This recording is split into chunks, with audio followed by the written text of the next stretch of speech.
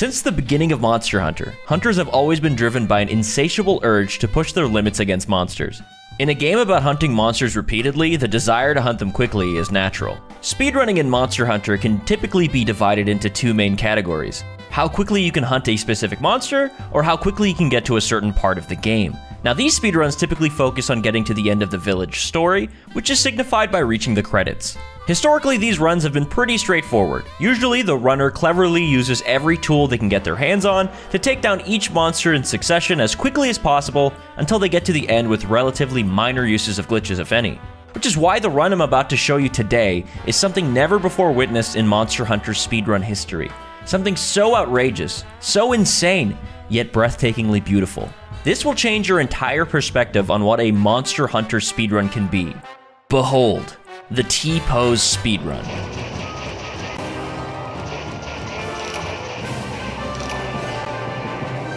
The thing that makes both the speedrun and glitch so beautiful is that it is not tool-assisted whatsoever. No hacks are being used, no use of action replay codes or external manipulation. The glitches that cause this T-pose effect can all be done inside the game without any prior setup to your console or save file. The third generation of Monster Hunter games can be divided into three titles: the original Monster Hunter Tri on the Wii, the Japanese exclusive title Monster Hunter Portable 3rd, and lastly Monster Hunter 3 Ultimate that released for both the Nintendo 3DS and the Wii U. This particular glitch only works on one specific version of 3 Ultimate, the Japanese version, which is called Monster Hunter Tri G, and not only that, it has to be the 3DS version. This works with either a regular 3DS or the new 3DS. Basically, there is a crucial glitch that only works on the 3DS version of Tri G that is a necessary precursor to harnessing the power of the T-pose. There's a lot to go over with this incredible glitch and this fantastic speedrun, and it all starts with a Japanese runner named Udon. Just a few months ago, Udon submitted their run to speedrun.com that would later end up becoming the world record and completely change our perspective on what could be done with speedrunning in Monster Hunter. This particular run was more than an hour faster than the previous record holder, which held its place at the top for the last 7 years before being dethroned. And since then, Udon has even bested their time as well. But the important thing here is their first run showcasing the T-posing glitch changed everything. A big difference with the former record holder, however, is that they were playing on the Wii U version of Tri G instead of the 3DS version, which again did not have access to this glitch. So basically, previous runs of this category looked much different in comparison to Udon's run. On closer inspection on how Udon activates these series of glitches, it looks absolutely insane. Combining a bunch of specific items, somehow accessing secret armor sets and swapping between them, and constantly killing this single Gigi over and over until finally they are able to access a bugged weapon that allows the T-pose glitch to occur. The T-pose glitch seems to only work with 4 different weapon types: Lance, Gun Lance, Hunting Horn, and Dual Blades. Udon used the Dual Blades for their run, which seems to be the most powerful choice, although you wouldn't know from a glance since they're invisible. What makes the T-pose glitch so powerful is that there are no animations. Whether it's the attack animations or sheathing and unsheathing your weapon, none of these exist. Instead, these animations are replaced with the majestic T-pose. This makes using the Dual Blades for this glitch really powerful, as shown here by Udon's run, as they demon dance to their heart's content and completely obliterate every monster, starting from Great Jaggi to Arzuros, Royal Ludrith, Baroth, Gobel, Lagombi, Great Baggy, Rathian, Lagiacrus, Duramboros, Volvodon, Giganox, Rathalos, Barioth, Uragon, and finally Cedeus, all under 2 hours, along with all the other shenanigans and key quests you need to do in Low Rank Village. Something to note is that the T-posing submerges you half underground on land, but underwater you're free to show off your T-posing in all of its glory, unencumbered by any ground. Underwater combat is a feature introduced in Monster Hunter Tri, and is also present in Monster Hunter 3 Ultimate and Tri G respectively. And it's really cool to see this glitch not only function underwater, but actually be more powerful here, since you can actually move while attacking in the T-pose animation, unlike being on land. The spectacle of watching your hunter T-pose and obliterate everything in its way really doesn't get old. Of course, I wanted to try out this glitch too, as well as truly understand it. I wanted to know how it worked, how to trigger it, and also to see how far I could push the T-posing technology. I started by getting my information from the source. Udon was very helpful with explaining the glitch itself and answering my questions. They also created a video explaining some aspects of the glitches, which we'll be going over later in this video. Their channel and videos will be linked in the description, so please do check that out. Let's first start by showing you how to do the glitches necessary to trigger the T-pose glitch, since it'll be helpful to see how it's done step by step before I explain the intricacies of how it works. Also, if you want, you can follow along and do the trick for yourself. Please be aware that it's entirely possible that this glitch can corrupt your save file, so please only attempt these glitches with that knowledge in mind. If you're not afraid of your save file potentially exploding into a million pieces, we can proceed. I'm going to show off this glitch on a relatively fresh save file. We start off with the prep. We're going to need 6 herbs, 10 blue mushrooms, 4 god bugs, 7 honey, 9 catalysts, 12 mandragoras, 4 adamant seeds, 3 kelby horns, 2 mite seeds, 3 huskberries, and finally, any talisman. Udon crafted a very creative route to obtain these items in the early parts of the speedrun while going through the mandatory key quests. So you could follow along with their run if you're unsure of where to get these materials. Once you have the materials required, you're going to combine some items. Combine 6 potions, 4 nutrients, and 9 immunizers. Afterwards, you want to place your gear in very specific positions within the 6 boxes you have available to you. Make sure you have all of these armor pieces equipped as well. Your talisman is going to be in the final spot in box 6, your chest piece will be placed in this position on the 5th box, and lastly, have your weapon, helmet, waist, and legs placed like so in the 1st box. Once they are in the right spot, you're going to register this equipped set to armor set 1. Now this is where we're going to do the very crucial glitch that sets the foundation of the T-pose glitch. To trigger the glitch, you need to be on the second of 3 groups of armor sets, so the one that says 9 to 16. You need to be highlighting the number 9 set. Now what you do is press down on the D-pad and touch the center of the 3rd group, the 17 to 24 section, at the same time. I like to use a stylus here, but you can use your finger, or if you're on an emulator, your mouse. This might be a little trickery at first, but as long as you make sure you press both inputs at the same time, you should see yourself get into the glitched armor sets. This is the main reason we can only do this on the Japanese 3DS version of the game. As you can see, the UI is different on the touchscreen between both versions, and whether it was intentional or not, they patched out the ability to do this on the English version on the 3DS because of the updated UI, so you can't access these glitched armor sets in the same way. Now in the glitched armor set section, it's easy to scroll too far and go back to the unglitched armor sets. No worries if that happens, you can just simply do the glitch again to get back in. We're only going to be dealing with armor sets 26 and 28, so don't worry too much about the other ones. Now that you're in the glitch sets, the next step is to simply register your set to set number 26. So at this point, we've registered 2 sets so far, our equipped armor to set 1 and the glitch set 26. It's time for our second batch of combinations. Combine 1 mega nutrient, 1 max potion, and 1 adamant pill. Now instead of registering a set, we're going to swap sets. The glitch set 26 is going to be swapped with set 28. It's important to swap them in the right order here. This is where things get a little strange, but trust me, it's crucial. Head to the Moga Woods and go to Area 4. Wait for the Gigi to jump down and kill it. It's important that you kill it and not just stun it. You'll know it's dead when you get the little pop-up on the bottom left. Now return to Moga Village. Now we swap the 28th set back to the 26th set, and do our 3rd batch of combinations. You'll probably notice that items we've combined before are question marks again. Don't worry about that. Combine 1 mega potion, mega nutrient, ancient potion, mite pill, adamant pill, recover ammo 2, and max potion. Now swap set 26 with set 28. Kill another Gigi.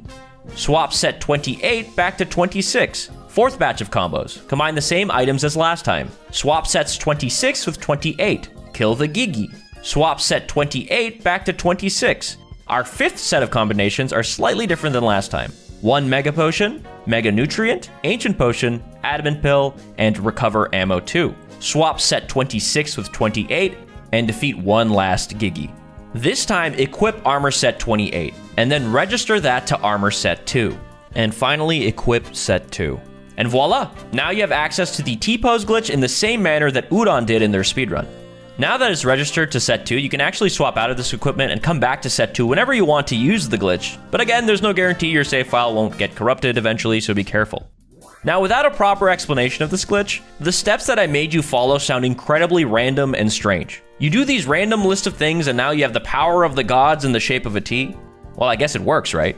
By following those steps, you can now go off into any hunt and T-pose to your heart's content, as monsters fall to your invisible blade and mighty stature. Going out and using this trick is a lot of fun, but understanding why it works is even more fascinating.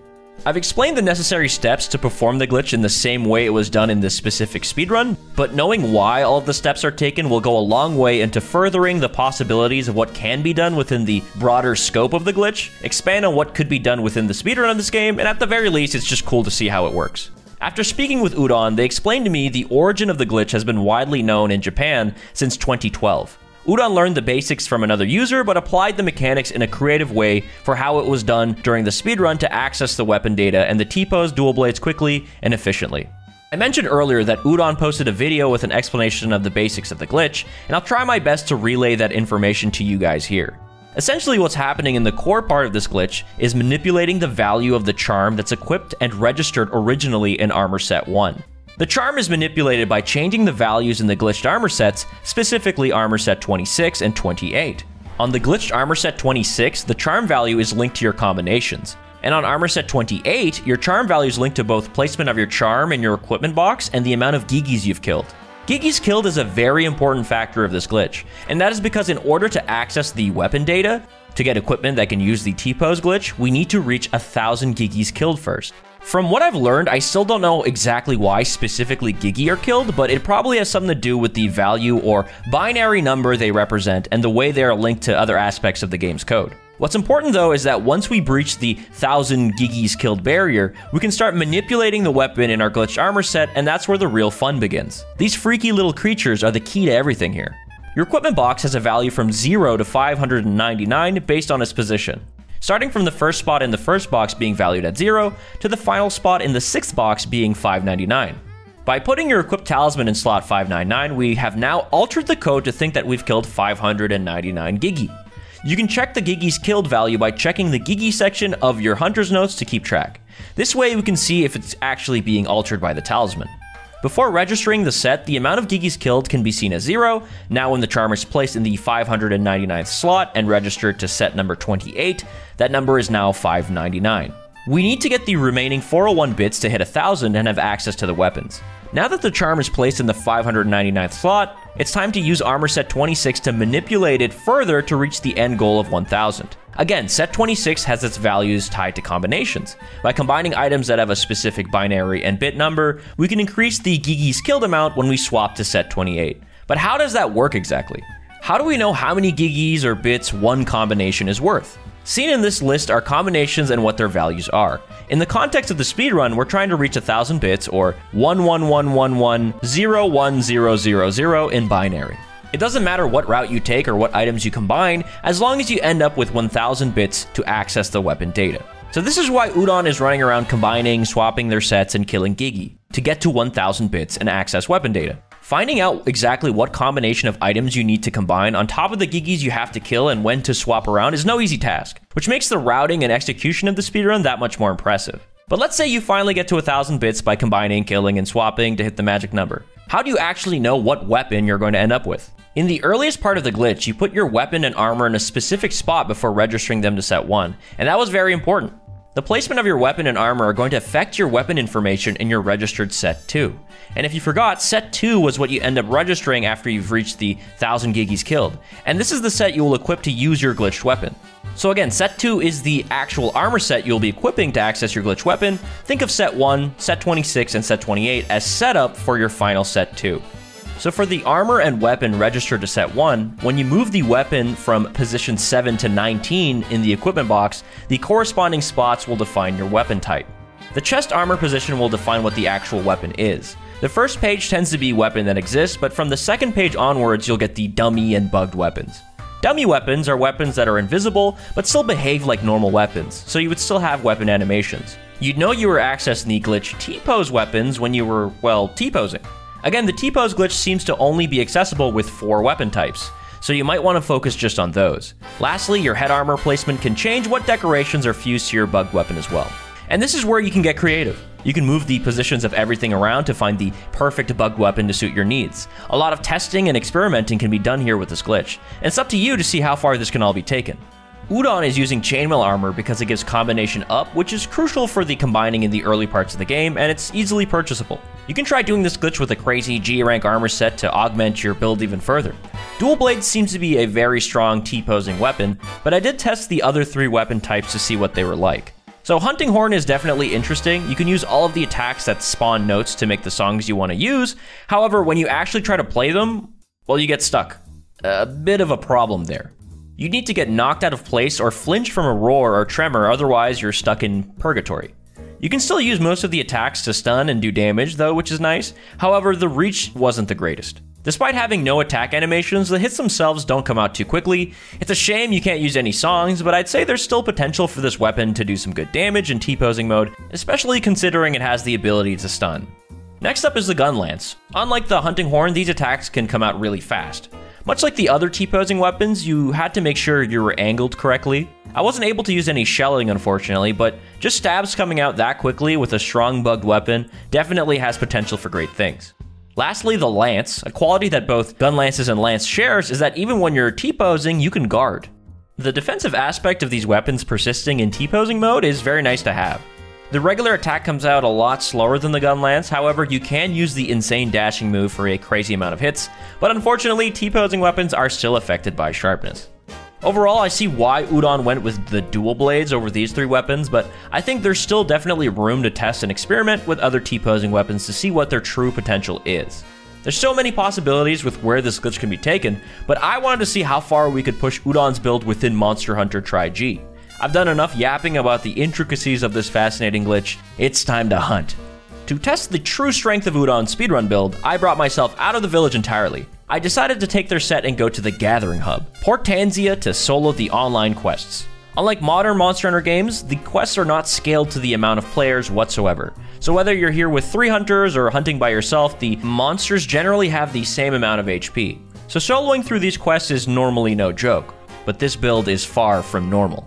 I honestly had no idea how strong this build could be, or rather what its true potential was, but my ultimate goal would be to beat the last boss of G rank within this game, which would require me to go through all of low rank, high rank, and finally G rank all solo, where I would face off with the final Elder Dragon, Dire Miralis. But let's not get ahead of ourselves just yet. I began my journey in low rank with the intent of beating the online hub as quickly as possible, only focusing on doing key quests to progress. And it all went quite similarly to Udon's run in low rank village. To my surprise, monsters were still dead in seconds despite having considerably more health than their village low rank counterparts. A detail I didn't realize until using the glitch myself is that since the weapon is invisible, the sharpen animation looks like this. Sick. We've gone over the 3 other weapon types that can access the T-pose glitch earlier, but we've yet to talk in depth about the dual blades. When you're using the T-pose glitch with dual blades, the only way to do damage is by draining your stamina and using the demon dance. The hitbox for the attack is very small, so you have to be really close to the monster to actually do damage, as well as angle yourself in a strange way at certain times like the other weapon types. I learned the hard way that if I did the wrong input, I would be completely stuck, just like with the hunting horn. The input for the demon dance is X plus A, but pressing A by itself with your weapon out would freeze you and you'd be stuck with your stamina draining until there was nothing left. Again, if a monster roared or knocked you away, you would unfreeze, which was good at least, but since I was locked into this dainty little low-rank chainmail set, oftentimes I would just get killed as my punishment for my misinput. This may just seem like a skill issue, but what's interesting to note is that the faster you mash the inputs for the demon dance, the more DPS you're actually doing, since the moves would be coming out faster. The faster you go, the higher chance of messing up and getting stuck. The price of power is steep. Either way, it didn't matter too much in low rank. I slowed down my inputs a bit and was still decimating these monsters. Low rank was a breeze, it only took seconds to take down these monsters. Before I knew it, I finished up my urgent quests and I was in high rank. High rank surprisingly didn't need that many more hits to take monsters down, especially in the early quests. Around this time, I noticed that damage augments didn't work with the glitched weapons. Things like might seeds and food buffs didn't seem to help, which was fine considering the insane damage I was already doing. Something like Mega Dash Juice would be super useful, so I would never run out of stamina. But my goal was speed here, so I didn't really spend time grinding any extra items to help out on hunts. As I progressed further into high rank, T-posing my way to victory, I found my biggest problem to be keeping these monsters still. Once I get them flinching, I could easily stagger lock them as long as I had enough stamina, but if they were hopping out of my reach, it was easy to slip up and die before I had a chance. I ended up crafting lots of shock traps and bringing flash bombs as my solution to keep these monsters stationary. These are items that you can get a hold of quite quickly since you can get most of the materials from the old lady. Keeping these monsters stationary makes my life a lot easier in this run. It truly felt like I was running a glass cannon build. I just had to make sure these monsters didn't have a chance to hit me. These later high rank hunts would usually only take a few minutes each, which is still insane. Under a couple of hours, I finished all of low rank and was almost completely done with high rank. I had one thing in my way before I could face the wrath of G rank hunts, and much like the end of Udon's run, I had to fight a Sideus. But this is a gold one. I was worried about fighting Goldbeard since I was unsure if I could do enough damage without getting killed, and I didn't have the ability to cheese with shock traps since he's an Elder Dragon. I had some trouble with him for a while. Avoiding all of his attacks was difficult, but I thankfully had more agility underwater than on land.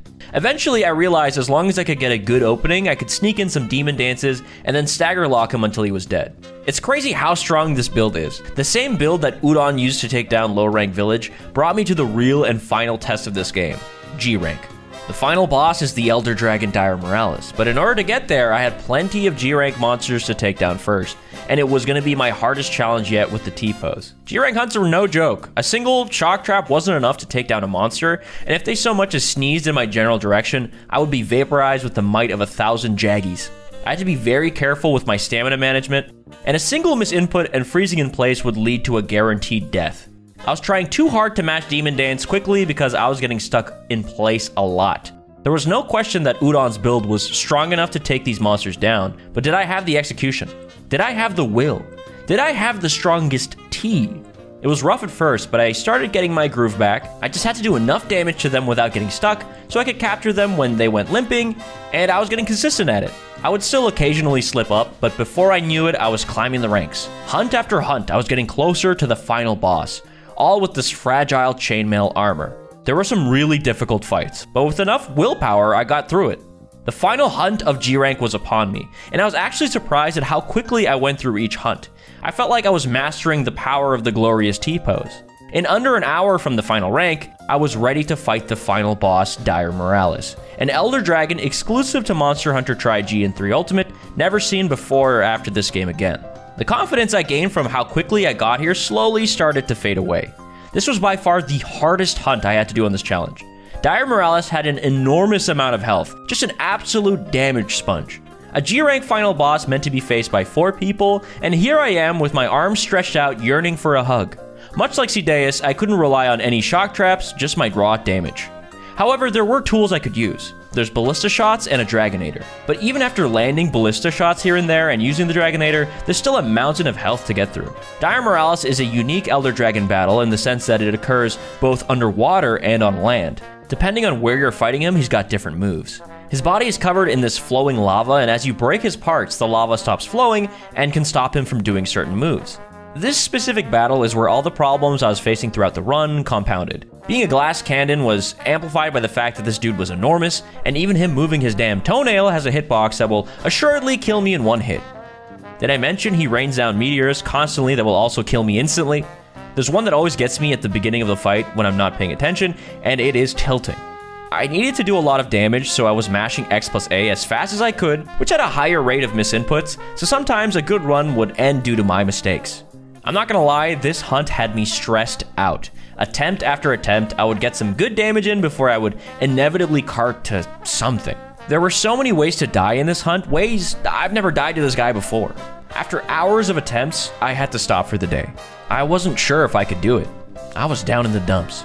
I made it this far, from the bottom of low rank to the end of G rank with Udon's build. I didn't want to let them down. I didn't want to let myself down. The next day, I was ready for more attempts. I can't get this far and simply fail. I was determined to take Dire Miralis down, no matter what it took. I had devised a game plan. Kill him and don't get hit. Okay, but seriously, I had to go for the parts of him that were the most annoying and had the most chance of killing me, so I went for his wings that rained down meteors. If I broke them, they would be much less of a problem. I also devised a more consistent technique for my demon dancing. I found a good middle ground where I could do some decent damage with a much lower chance of having a misinput. I just had to tap to a consistent rhythm. Despite these adjustments, it was still incredibly difficult to do enough damage to kill this guy without getting hit a total of 3 times for 3 carts. But I pressed on. On this run, I knew what I needed to do. I started off by dodging the starting meteors. I waited a moment before jumping in the water. Dire Miralis does a variety of different things during the beginning of the hunts, and I could tell from this pattern that he was going to spam his Dragon Dash, so it was better to wait in safety instead of dying instantly. I saw him charging up, which was a perfect opportunity to go down and do damage. If you can do enough damage to him while he's charging up, you can knock him down and get a huge opportunity for hits, which I thankfully did. I hovered my way to his wing and broke it, so now I don't have to worry about his meteors as much. I also managed to break an arm too. This is when I went sicko mode with the stagger locks. I had to do enough damage in between his flinches to keep him flinching over and over for huge amounts of damage. Any mistakes here, or if enough damage isn't done, I would be cooked. I was chopping him down and somehow narrowly avoided every hitbox while doing it. Well, until I didn't. The first card of the hunt. I still had 2 chances to take him down, so it's not the worst thing ever. So far, this has been my best opening attempt, so I was optimistic. If you linger too long on land, Miralis likes sending out some big fireballs. While dodging them, I took the time to gather some ballistas and fire them off as I wait for Dire Miralis to get on land. I have to be a lot more careful around him on land. I usually lose my runs to the land portion of his battle. Much like most of my chatters on my stream, I was attracted to his feet. But in my case, for strictly optimal reasons. It was a great way to get damage done fairly safely in the right angle, and can lead to some trips which are very important to get safe damage. The damage was juicy, but I had to be extra careful. This run was going really well overall, and I didn't want to throw it. This fireball move he does on land is brutal. If you're far enough away or right up next to him, it's easy to dodge. Any other distance, you're dead if you don't jump in time. He got a little too close for comfort on the ship, and it got scary. He was too close to be hit by the Dragonator, and he was about to spawn meteors, so I had to make a split decision. Do I die here in this corner, or do I say fuck it, we ball, and get some damage done? I chose the latter. I thought he was close enough to the Dragonator. I was horribly wrong, and not only did I miss it, I nearly died for it, and then I actually did die for it. One last chance. I had to lock in. I went for the feet again, desperately trying to get a trip for more DPS. It worked. After he fell over, I went to the head for the most damage possible, and it was done. Let's fucking go! Fuck you! Piece of shit! Good battle, my friend. A worthy opponent. This hunt only took 11 minutes, but it felt like an eternity. 11 minutes of trying to do as much damage as possible without getting stuck in place by my inputs and carding 3 times was no easy task for me. Thankfully, I only carded twice and we made it. With Udon's build made for low rank village, we got to the end of G rank and took down Dire Miralis. I was so happy the hunt was over with, and also just impressed at the strength of this build. Put this set into the hands of an extremely skilled hunter, and I could only imagine how quickly they could get through the entire game with it.